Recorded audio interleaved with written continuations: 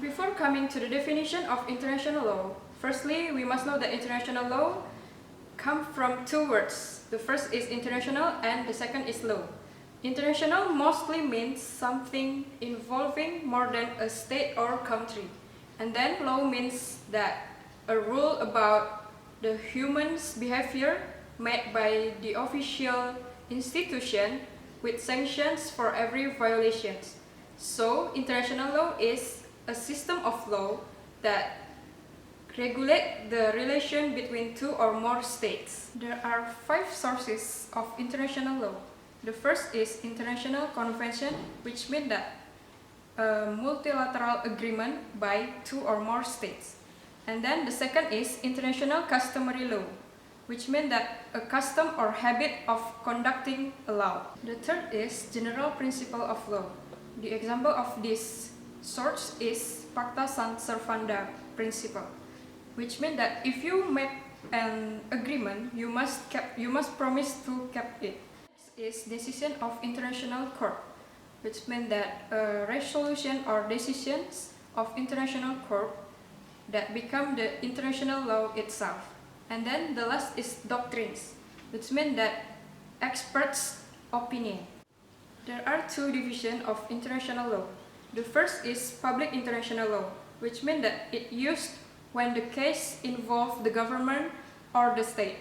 And then the second is private international law, which means that the law regulates the relations of other subjects such as the individuals or the organization. There are some branches of international law, such as international criminal law, international environmental law, law of the sea, diplomatic law, and the others. And now let's talk about the international system. International system is a system that takes control of the relationship between 2 or more states, which there are an interaction that has been approved by each state. And then in this system, we know that there are 2 kinds of relationship between the international law and the national law. The first is monism approach, which means that the international law is automatically part of the national law. And then the second is dualism approach, which means that international law and the national law cannot be automatically in one part because they are separated.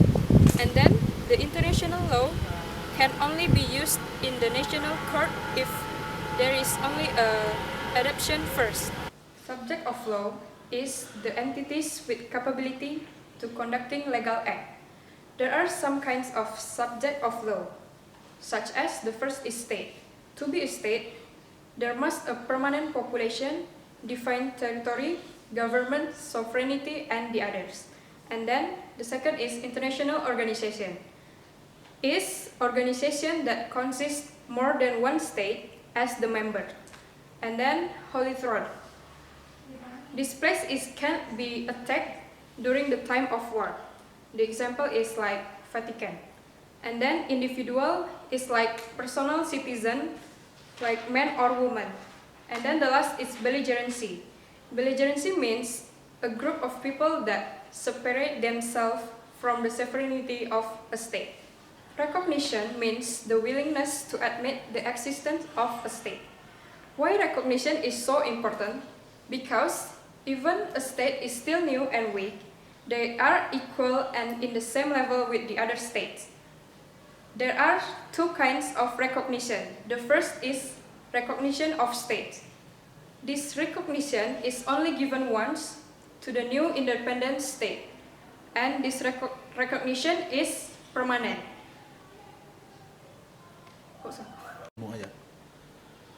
There are 4 kinds of recognition of states. The first is express recognition. It means that the recognition is very formal and using the letter.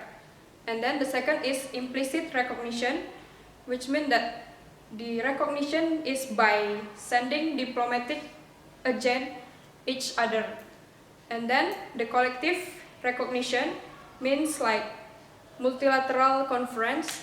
And then the last is premature recognition, is by recognizing the uncompleted state. The second kind of this recognition is recognition of government. It means the recognition may change time to time and non-permanent. There are some kinds of this recognition, such as de facto and de jure recognition, recognition of belligerency, and recognition of national liberation movement. Responsibility under international law means obligation or liability associated with its international status. Responsibility arises by a conduct, whether it's an intentional or a negligent conduct. Intentional means that the conduct is done by the intention, and then the negligent means that the conduct is done accidentally. State responsibility and state sovereignty are influencing each other. State sovereignty is a state's authority to govern itself or another. And then sovereignty creates sovereign immunity, where one state judge cannot exercise jurisdiction over another state in its courts. Those who are protected by sovereign immunity are state, head of state, and the state government agencies. And then there are two types of immunity, which are, the first is absolute immunity, and then the second is restrictive immunity. Citizenship is the status of a person recognized under the custom or law as being a member of a state. And then nationality is a legal, political, and social link between the individual and the state. How is citizenship achieved? The first is by parentage, which means that citizenship of the child comes from the parents' marriage. And then by being born in a state that consider a child born there its citizen.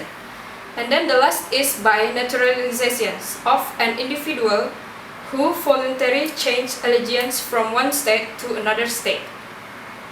Dual nationality means that a person is a national of two countries at the same time. And then each country has its own nationality laws based on its own policy. Unusual burdens as a result of dual nationality, such as the first is jurisdiction, taxes, military service, protection when he or she is harmed in the third nation. And then stateless. Stateless is legal term of the loss of citizenship or the absence of recognition of the relationship between the individual and the state. Jurisdiction refers to the power of a state to enforce its law. There are 5 kinds of jurisdiction principles. The first is territorial principle, which means that the law that should be used, the law is in which the territory of the act happened. And then the second is nationality principle, which means that the law that will be used over the case is based on the nationality of the defendant. And then the third is passive personality principle, which means that the law that will be used over the case is based on the nationality of the victim. And then the fourth is protective principle, which means that a state can exercise jurisdiction over individuals when the criminal acts are threatened to the security even if it happened outside of the state's border. And then the last is universality principle, which means that every state can exercise jurisdiction over criminals when the acts are threatening the entire community of nations, such as the piracy, slavery, and the war crimes. Extradition is a process where one nation surrenders someone accused of a crime to another nation. Now, what means by territory is an area included by United Nations as one of criteria in order to be an independent state. And then there are 4 categories of territory. The first one is sovereign territory, which means that territory owned by a sovereign state. The second is trust territory, which means that the land which is not subject to the sovereignty of any state because some of special status. And then the third is terra nullius, which means that a territory that capable of being owned but not yet under the sovereign control. And then the fourth is terra communis, which means that a territory can't be owned by any nation.